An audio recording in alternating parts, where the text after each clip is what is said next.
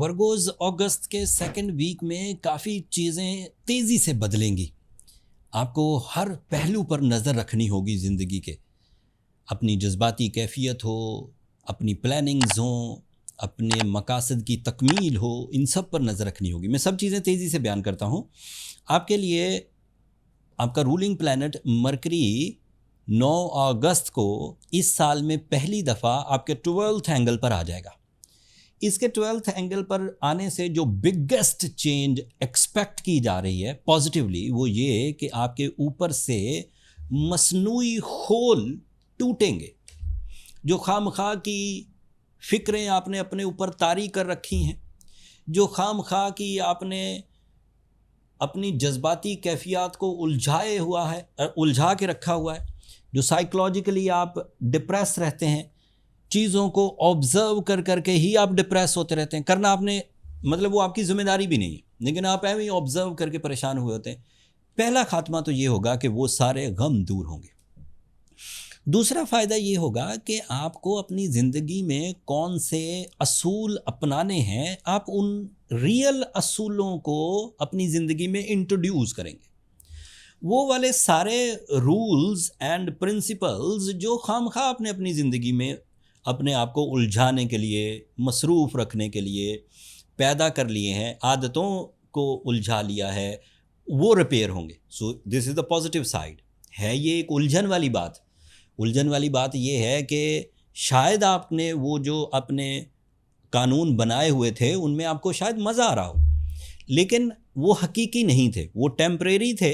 अब आप हकीकी कवानीन बनाएंगे और यहाँ से लाइफ में वो ट्रेंड सेट होगा जिसको हम लॉन्ग लास्टिंग कह सकते हैं। मतलब जो इस हफ्ते से आप कवानीन बनाएंगे उसके फ़ायदे लंबे अरसे तक चलेंगे। एक और पॉजिटिव फ़ायदा है, एक और पॉजिटिविटी है, पॉजिटिव फ़ायदा, स्टूपिड वर्ड।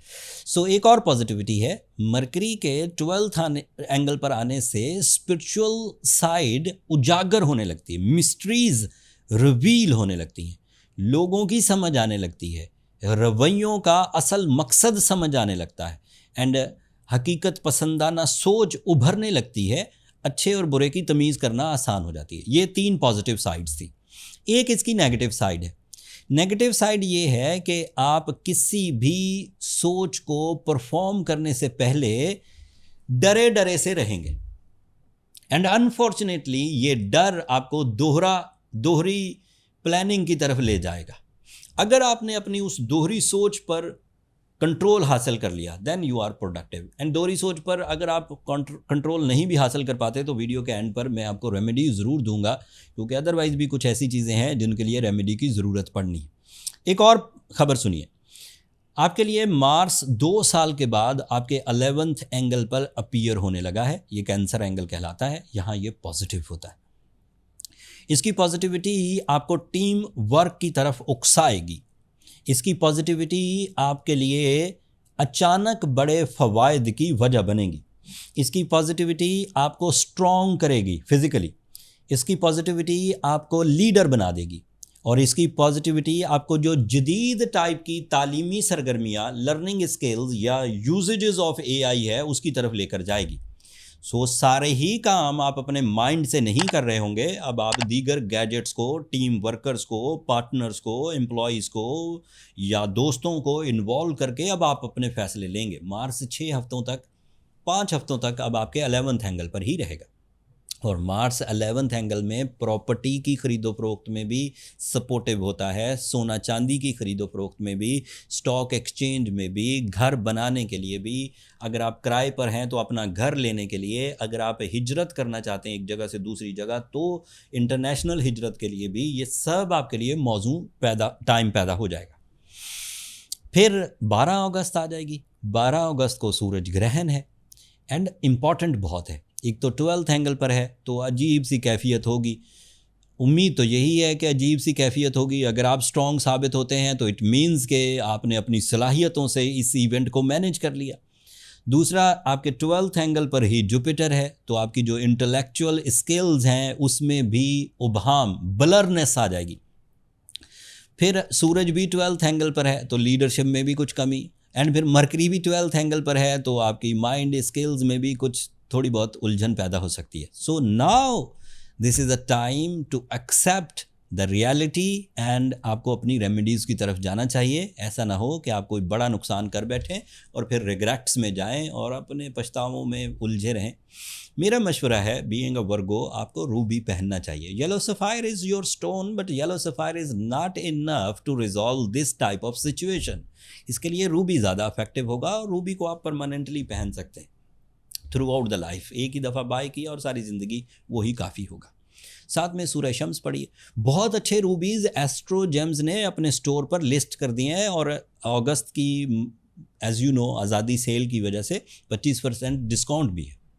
तो अगर आप दुनिया के किसी भी हिस्से में हैं और एक नेचुरल रूबी ऑर्डर करना चाहते हैं तो एस्ट्रो जेम्स लिमिटेड के ऑनलाइन स्टोर पर जाइए। इन अ सिंगल क्लिक वो सारी चीज़ें जो आपको जज करनी थी वो एस्ट्रो जेम्स ने जज करके लिस्टिंग कर दी है। आपको सिर्फ अब बाय करना है। जितने इस वक्त प्लानिटरी पोजीशन बनी हुई है, इसमें से सिर्फ वही वर्गोज सरवाइव करेंगे जो अपने शोबों से सिंसियर हैं, अपने मकसद से सिंसियर हैं। जो लापरवाह होंगे वो इस हफ्ते उलझे ज़रूर रहेंगे। सो बी केयरफुल वर्गोज। मेरी कम बात को ज़्यादा समझे। मैंने शुगर कोटेड वे में बोला है। मेरा मकसद आपको परेशान करना नहीं है। मेरा मकसद है सिर्फ आप तक इन्फॉर्मेशन पहुंचा दी जाए। एज एस्ट्रोलॉजर जितने भी इवेंट्स थे उनकी पॉजिटिविटीज़, उनकी नेगेटिविटीज़ सब बयान कर दी। सूरज ग्रहण पर मैंने ज़्यादा बात नहीं की, लेकिन उसके लिए मैंने एक अलग वीडियो बना दी है। इस वीडियो के एंड पर वो मिल जाएगी आपको, आप वहाँ देख सकते। ये इस हफ्ते की इन्फॉर्मेशन थी। उम्मीद करता हूँ इन इवेंट्स, इनके इम्पैक्ट्स आपको समझ आए होंगे एंड इन इम्पैक्ट्स को आप यूज़ करके सही फोरम्स पर सही एबिलिटीज़ और सही प्लान्स को यूज़ करते हुए सही रिवॉर्ड्स हासिल कर सकेंगे। पछतावे की तरफ जाने की कोशिश मत करिए वर्गोज। You are genius. ये मैं सतही बातें नहीं कर रहा हूँ। I know Virgos are genius. तो अपनी जीनियस एबिलिटीज़ को बरूए-कार लाइए। इस वक्त टाइम आपको फेवर ज़्यादा नहीं कर रहा, तो जीनियस एबिलिटीज़ आपकी अपनी मलकियत है, आपकी नेचर है, उसको यूज़ करिए और कामयाब हो जाइए। उस कामयाबी में अगर इस व्लॉग ने थोड़ा सा भी हेल्प आउट किया हो तो अपनी दुआओं में मुझे और मेरी टीम को ज़रूर याद रखिएगा। एंड अपनी मोहब्बतों का इजहार चैनल की सब्सक्रिप्शन की सूरत में कर दीजिएगा। आपकी सब्सक्रिप्शन हमारे हौसले बुलंद करती, मेरे भी, मेरी टीम के भी। अगले हफ्ते जो मज़ीद एस्ट्रोलॉजिकल चेंजेस आएंगी उनकी तफसील आपकी खिदमत में पेश करूँगा। तब तक के लिए मुझे और मेरी टीम को इजाज़त दीजिए। अल्लाह ने